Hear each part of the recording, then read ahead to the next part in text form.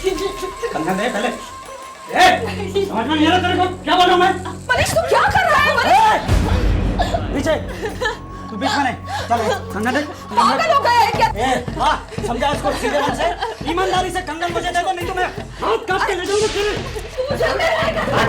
मनीष भाषण नहीं चाहिए कंगन चाहिए। मनीष शर्म कर। मनीष बहू कहाँ छोड़ना तुम नदी कहाँ छोड़ बाबू ये घर जितना आपका है ना उतना ही मेरा भी है लेकिन ये बीवी सिर्फ मेरी है और इसके साथ मैं जो चाहे करूं।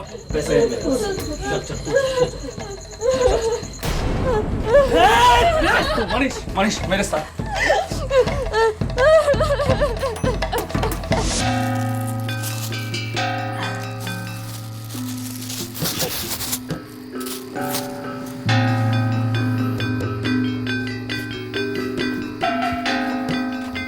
एक पोटली और दे।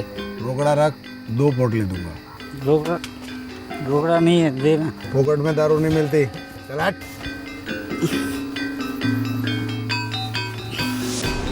ये ले, अभी दे। चाहिए घड़ी है कीमती है बहुत। कबाड़ में भी नहीं बिकेगी ये घड़ी। अभी देना कुछ तो दे यार। ले बदले इतनी ही मिलेगी समझा। झटक और निकल यहाँ से।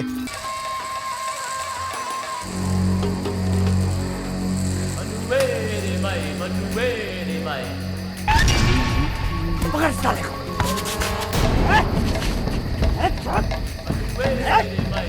अरे कुछ नहीं मिलेगा।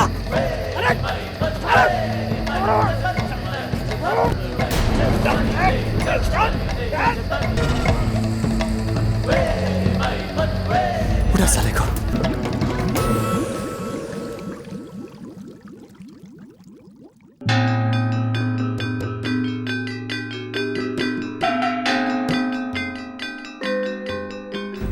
साहब ये मेरा बेटा मनीष कल रात से घर नहीं लौटा। कहाँ से? जी वो बाहर गया था साहब। अरे किधर? ये करता क्या है तुम्हारा ये मनीष? हमारा मनीष कड़िया 6 वो सुंदर नगर के पास बिल्डिंग बन रहा है ना उसी में पत्थर का काम करता है। ये अकेला तो बिल्डिंग नहीं बना रहा है ना, दूसरे लोग भी होंगे उधर पे काम करने वाले। उन लोग से पूछताछ किया? जी की साहब। क्या बोले? साहब मेरा बेटा पीता है। पीता है એટલે દારૂડિયો છે? रोज पीता है साहब। दिन में भी पीता है? नहीं साहब दिन में नहीं सिर्फ शाम को वो नाके पे जाके वहाँ पर साहब वो रात को जरूर घर लौट आता है। और उसके आने के बाद ही मैं खाना खाती हूँ। हो सकता है ज़्यादा पी ली होगी, कहीं पड़ा होगा। आ जाएगा घर पे, शाम तक देखते हैं। अगर नहीं आया तो फिर देखते हैं क्या कर सकते हैं।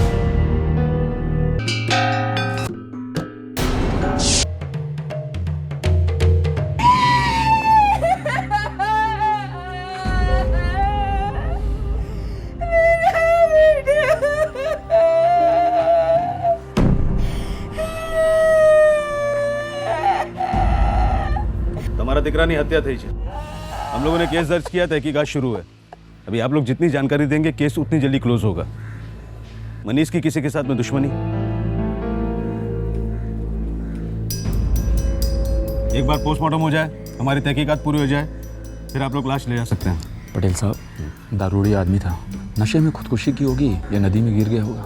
देखिए ना माँ बाप कैसे चुपचाप बैठे हैं, एक चू नहीं कर रहे हैं। लेकिन अगर लाश का चेहरा बिगड़ा नहीं होता तो शायद तुम्हारी बात पर यकीन कर लेता वगैरह। कोई अपने हाथ से अपना चेहरा थोड़ी बिगाड़ेगा। ये बात भी सही है। दारू की दुकान का पता चला?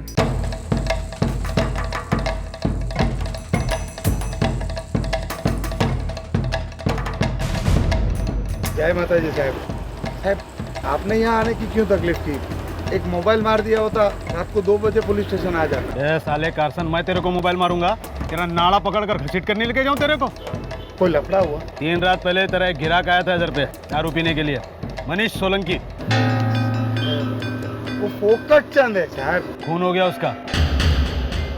खून? साहब लेकिन उसका खून कोई क्यों करेगा? वही तो मालूम करने का है कि उसका खून करेगा कौन। तो अपने दिमाग पे जोर लगा।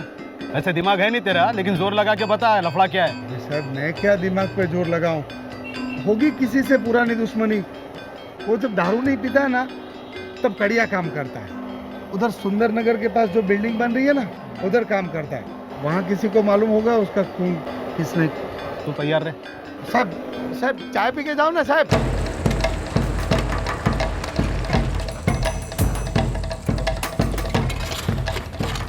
ए आया कॉन्ट्रैक्टर क्या छे?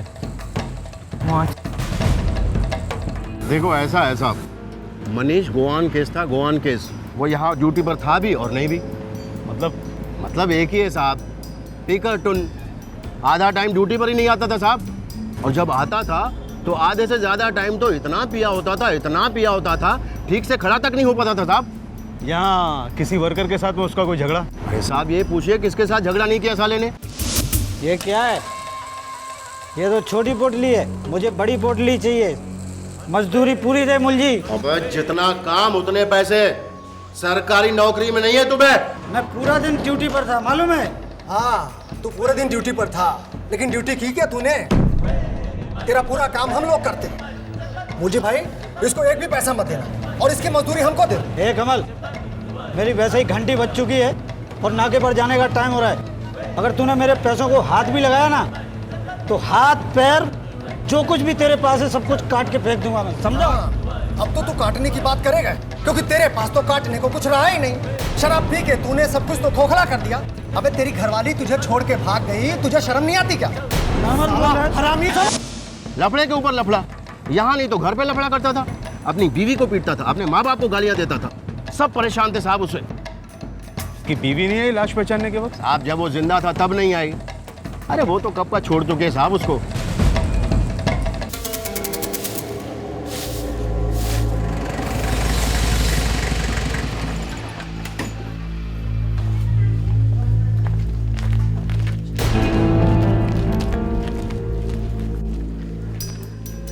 तुम लोग पहले नहीं बताया मनीष की बीवी भी है?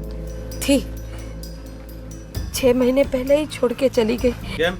नहीं जमता था साहब। सुबह 7:30 पे उठकर दारू पीने वाले के साथ किस लड़की का जमेगा? बात बराबर छे पटेल साहब। हमारा मनीष तो था ही नालायक तरुड़िया, किसी के साथ उसका जमता नहीं था। हमारी बहू कुमुद ने उसको सुधारने की बहुत कोशिश की, लेकिन वो तो उल्टा और बिगड़ता ही गया। कुमुद पे कोई शक? पटेल साहब, सच्ची बात तो यह है कि हमें भी नहीं पता कि कोई हमारे मनीष को क्यों मारना चाहेगा। हमें तो ये भी नहीं पता कि वो पीता क्यों था। अरे इकलौता बेटा था वो, हमारा इकलौता बेटा।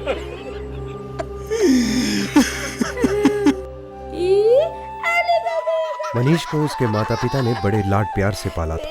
उनकी आंखों का तारा था मनीष।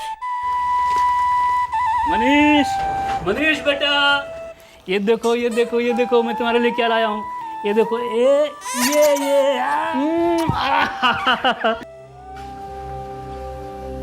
जो बन पाया किया, जो मांगा वो दिया, लेकिन ये जहर की लत उसे पता नहीं कहां से लग गई।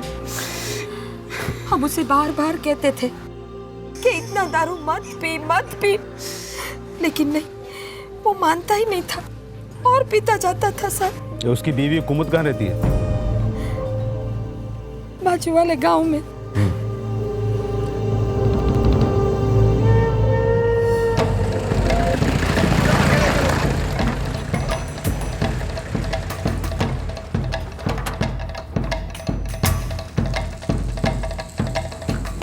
कुमुद से बात करनी है, बुलाइए। सुन थे सर, मनीष के मर्डर के बारे में पूछताछ कर रहे हैं। ये मेरी दीकरी कुमुद। कुछ किया नहीं है तो घबराने की जरूरत नहीं है। मनीष के बारे में पता है ना? आपका पति अब इस दुनिया में नहीं रहा, मनीष का कत्ल हुआ है। हमने भी सुना है सर, पर 6 महीने पहले कुमुद ने उसको छोड़ दिया था सर। अभी कुमुद हमारे साथ ही रहती है। मनीष के बारे में कुछ तो जानती होगी ये। किसी से कर्ज लिया होगा, किसी के साथ में दुश्मनी होगी। मनीष को क्यों छोड़ा? काय को छोड़ा मनीष को? मारता था। नालायक, हरामखोर, जानवर। अरे उसने हमको धोखे में रखा साहब, हमको इतना भी नहीं बताया कि लड़का एक नंबर का शराबी है। अरे हर रोज पीटता था इसको, हर रोज। मनीष जैसा भी था उसका कत्ल हुआ है। तुम्हारा गुस्सा देखकर शक तुम पर भी बनता ही बनता है काका। बहुत जोर थी बोलो तुम है। देखो कुमुद बहन, हमें मालूम है कि मनीष को छोड़ने का तुम्हारे पास ठोस कारण था, लेकिन कोई तो कारण होगा ना कि कोई मनीष के खून का इतना प्यासा था। साहब, उसे कोई क्यों मारना चाहेगा? दरअसल वो किसी की जान लेना चाहता था। किसकी? मेरी। कंगन दे पहले। समझ में नहीं आ रहा तेरे को? क्या बोलूं मैं? मनीष तू क्या कर रहा है मनीष? पीछे तू बीच में नहीं, चल कंगन दे। पागल हो गया है क्या? हाँ, समझा इसको सीधे मन से, ईमानदारी से कंगन मुझे दे दो, नहीं तो मैं हाथ काट के ले जाऊंगा तेरे। मनीष भाषण नहीं चाहिए, कंगन चाहिए। मनीष शर्म कर। मनीष बहू कहाँ छोड़, बहू कहाँ छोड़ना तुम? नदी कहाँ छोड़? बाबू, ये घर जितना आपका है ना उतना ही मेरा भी है, लेकिन ये बीवी सिर्फ मेरी है और इसके साथ मैं जो चाहे करूं।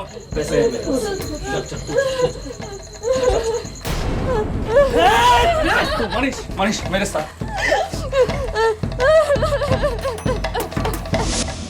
उस रात अगर जितेंद्र भाई बीच में नहीं आते तो मनीष ने तो मुझे मार ही डाला होता। उस रात को ही घर छोड़ दिया था मैंने इंस्पेक्टर साहब। उसके हाथों मार खाने से ज्यादा मुझे उसके हाथ जीने को डर लगता था। आपको बताओ इंस्पेक्टर साहब, वो इंसान अंदर ही अंदर खोखला होता जा रहा था, दिन पर दिन मरता जा रहा था। ऐसे आदमी को पीकर मरे या उसे कोई मार डाले, क्या फर्क पड़ता है? साहब, उस दिन सिर्फ कुमुद बहन की जान बचाने के लिए ही मैंने मनीष को दारू पीने के पैसे दिए थे। वैसे ना मैं खुद पीता हूँ ना किसी को पीने देता हूँ। कब से जानता है ये सोलंकी परिवार को? जब से है तब से साहब। ये मनीष की किसी के साथ में जाती दुश्मनी? एक दोस्त नहीं था साहब, दुश्मन कहाँ से होगा। हाँ, लेकिन उसका सबसे बड़ा दुश्मन दारू की दुकान थी साहब। कब से पीता था ये? कुछ 4-5 सालों से। लेकिन पहले ऐसा नहीं था। मनीष अपने पिता से अच्छे से काम सीखा, कड़िया काम, मिस्त्री काम सब करता था। फिर अपने दोस्तों के साथ हफ्ते में 1-आध बार पीता था, फिर रोज पीने लगा और फिर दिन भर पीने लगा। किसी को पता नहीं चला कब गौन केस हो गया ये मनीष, जिसे इस लत ने अपने जहरीले लपेटे में ले लिया। बुधराम और सुगंधा के लिए वो उनका अपना खून था। बड़े लाड प्यार से पाला था उन्होंने मनीष को। उन्हें बड़ी उम्मीदें थी उससे। मौत के वक्त उनका मनीष सिर्फ 24 साल का था। मर्डर केस की फाइल बिना सुलझे बंद होने जा रही थी, लगभग हो ही चुकी थी। मनीष के माता पिता की जिंदगी में एक दर्द भरा अल्प विराम लग गया। मनीष जब जिंदा था तब भी जिंदगी जहन्नुम थी उनके लिए, लेकिन एक उम्मीद तो थी कि किसी दिन उनका बेटा लौट आएगा शराब की कैद से। अब ऐसी कोई उम्मीद भी नहीं थी। मनीष के जीते जी ही कुमुद के लिए वो एक बंद अध्याय था, मायने नहीं रखता था।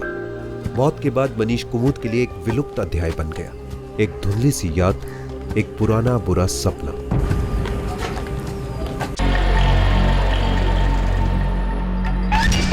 ये आरोपी वही था जिसने 4 महीने पहले मनीष सोलंकी की हत्या की थी था और इसे नवसारी में एक दूसरे अपराध के सिलसिले में गिरफ्तार किया गया। साहब, मैंने कुछ नहीं किया साहब। मैं तो कल ही अपने गांव से लौटा हूं यूपी से। मुझे इसके बारे में कुछ पता नहीं है साहब, भगवान की कसम। साले 10 मिनट का समय देता हूं तुझे, अपना जुर्म कबूल कर ले और हवालदार को स्टेटमेंट दे दे। अगर ऐसा नहीं किया ना तो भगवान की कसम, भगवान को भी पता नहीं चलेगा कि गांव से निकलकर तू कहां गायब हो गया, समझा? साहब मेरा यकीन कीजिए साहब। हाँ बाक, मैं 4 महीने पहले गुजरात छोड़कर चला गया था और कल ही वापस लौटा हूँ। साहब अब मेरी बात तो सुनिए साहब। इस केस में मेरा हाथ नहीं है, लेकिन किसी और केस में मेरा हाथ था और उसी की वजह से मुझे गुजरात छोड़ना पड़ा था। कौन सा केस? एक मर्डर किया था साहब। कहाँ पर? पारस गांव, सूरत।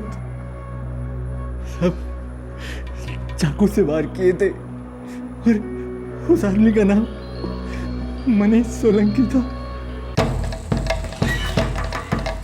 पटेल साहब, वो दारूड़िया मनीष सोलंकी है ना, उसकी फाइल खोलनी पड़ेगी। क्यों? वो नवसारी पुलिस ने कातिल को पकड़ लिया है।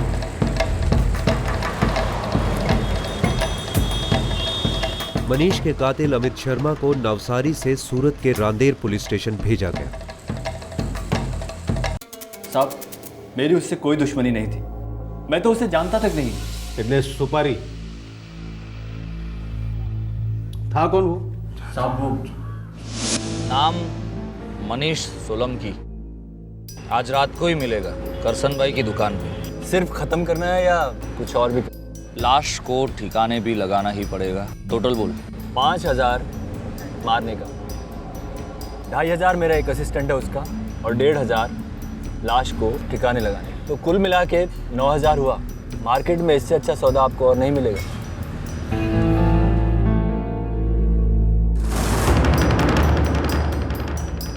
मनीष सोलंकी की सुपारी देने वाला और कोई नहीं, उसका पड़ोसी जितेंद्र ही था। साला वो पड़ोसी जितेंद्र, जरूर चक्कर चल रहा होगा इस जितेंद्र और कुमुद का। मनीष सोलंकी की बीवी सर।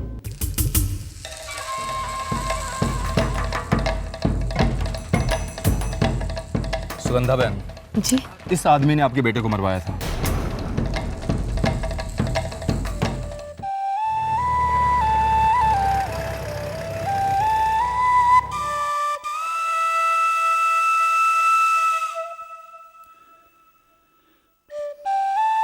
जी संभालिए।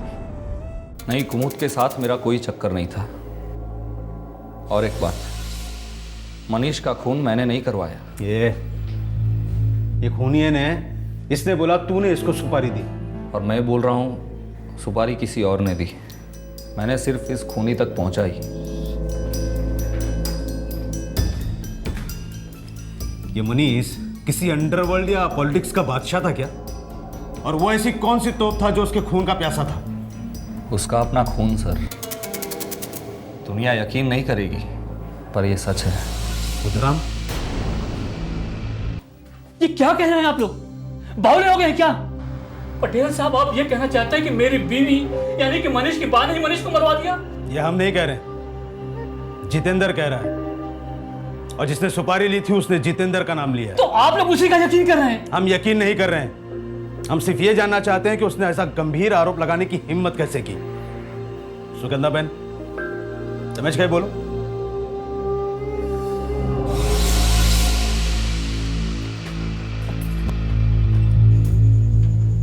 खत्म, सब कुछ खत्म हो गया है। अब बेचने के लिए कुछ भी नहीं बचा। तुझे बेचना ही है ना, तो मुझे और तेरे बापू को बेच दे। चुप कर। मनीष नहीं, मनीष मेरी बात सुन बेटा। सिर्फ एक बार अपना मन मजबूत करेगा ना तो सब कुछ ठीक हो जाएगा। सिर्फ एक बार दारू छोड़ने की कोशिश करना। हम लोग डॉक्टर के पास भी जाएंगे और डॉक्टर भी तुझे मदद करेगा। खोपड़ी मत खिसका मेरी। चल हट जा। बेटा नहीं बेटा, अरे कुछ नहीं है इसमें। ये क्या है? नहीं नहीं, अगर मुझे इस समय दारू नहीं मिली तो मैं पागल हो जाऊंगा। मैं पूरी बस्ती को आग लगा दूंगा। बात देखिए, आप शांत हो जाइए। आप शांत हो जाइए, शांत हो जाइए।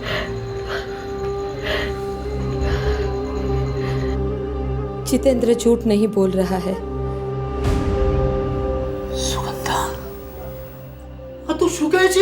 हाँ, मैंने ही जितेंद्र को पैसे दिए थे मेरे मनीष की हत्या करवाने के लिए। जितेंद्र। हाँ बा। बेटा मेरा एक काम करेगा? बा, ये आप क्या कह रही हैं? आप हुक्म कीजिए बा। मेरा मनीष है ना, हाँ? दारू के पंजे में फंस गया है, उसे मैं आजाद करवाना चाहती हूँ। हाँ बा, हम किसी अच्छे से डॉक्टर को दिखाकर उसका इलाज करवा सकते हैं। नहीं नहीं बेटा, इसका कोई फायदा नहीं होगा। वो धीरे धीरे मर रहा है। मैं उसे हमेशा हमेशा के लिए आजाद करवाना चाहती हूँ, हमेशा हमेशा के लिए।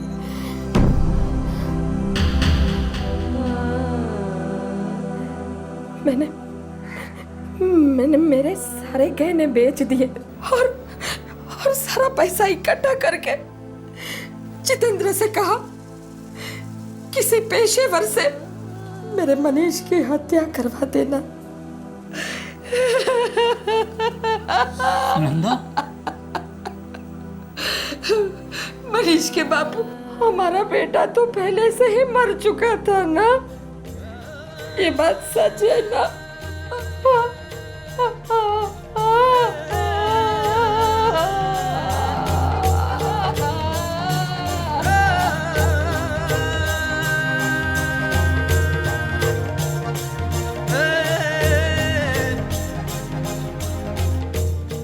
बुधराम को यकीन ही नहीं हो रहा था कि उसकी पत्नी सुगंधा, मनीष की मां ने खुद मनीष को मरवाया था। जिस दिन सुगंधा ने अपना जुर्म कबूल किया, उस दिन से बुधराम गुमशुदा है।